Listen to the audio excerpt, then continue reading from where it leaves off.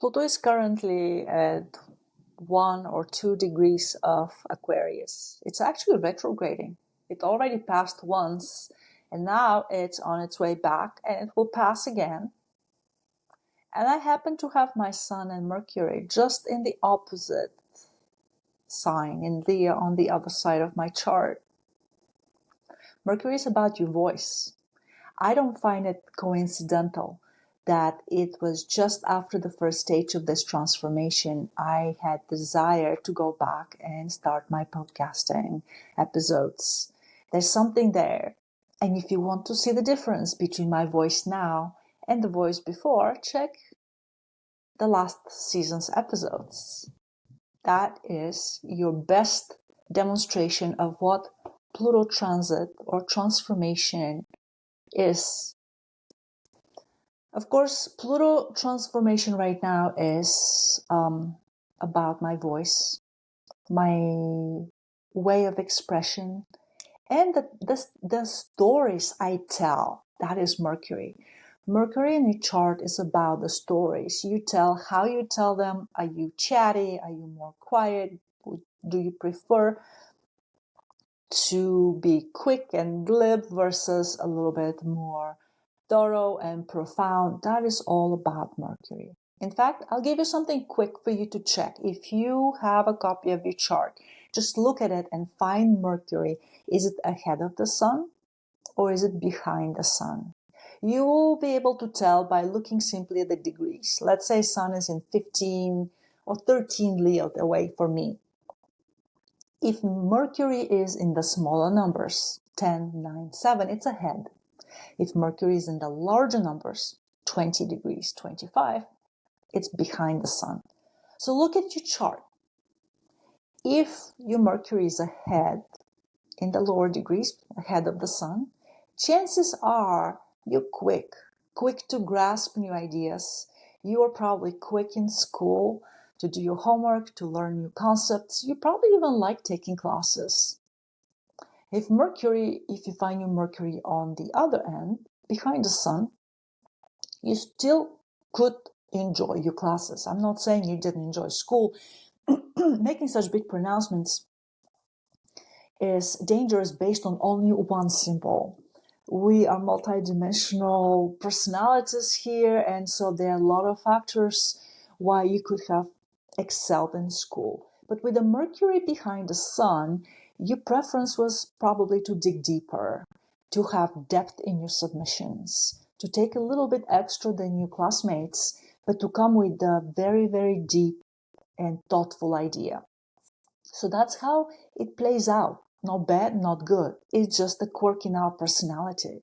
So there it is. I have Pluto right now opposing that Mercury, the storyteller, the way I tell stories to the world, but also the way I tell stories to myself. And Pluto doesn't tolerate lies.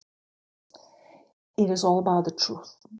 If yesterday you were in denial about something, today you will not. You will have to face the truth of what you have been doing, your choices, your decisions, and accept the consequences or work to remedy. That's another gift of Pluto. It gives you the gift of truth. Strength and truth. And as a bonus, of course, once you finish that transformation, you don't have to worry about anybody being able to trick you. All you have to say is, I do not want to be tricked. You can just say it quietly in your mind. You don't even have to say it out loud. The important part is that you have to truly feel it. It has to feel very authentic, organic, almost like inside the heart. That's how I feel it. If I feel it something in my heart, I know it's there, very intense. But you just have to say, I don't want to be tricked. I want to see the truth. And Pluto will give you that truth. Because it turns out that most of us do not want to see the truth because we didn't want to. Not because we didn't know how to or we couldn't, but most of us don't see the truth occasionally because we just didn't want to. We wanted to see something else. And that is what Pluto actually demolishes very, very quickly. So where is Pluto for you? You'll have to look at your chart.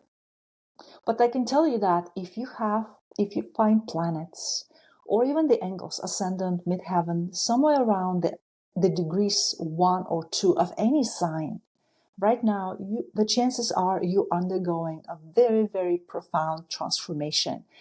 Not only because of Pluto, maybe it's a square, maybe it's opposite, maybe something else. It doesn't matter. The point is there's some numeric resonance that happens. We see this in physics. Frequencies lock, two waves with the same frequencies can interfere with each other, and there's a flow of energy from one to another. But in metaphysics, that law is more about matching vibrations. That's how they like to call it.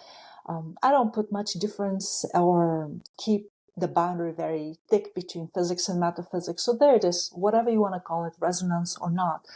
But it happens, and that's how the world operates.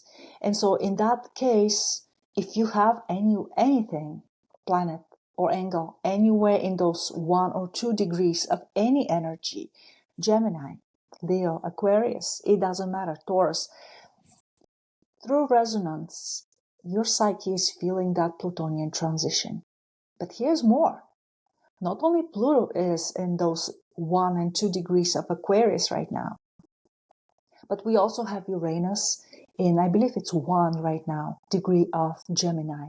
And we have Saturn and Neptune in 1 degree of Aries. There's a lot of ones right now. And if you find any planets there in your chart, brace yourself. It's a roller coaster. And we all there. Hey, look at me. I have 1 and 2 planets and the midheaven here in Leo. We all in the same boat. The only question is how will we look after this transformation is completed? I can't wait to see it and find out.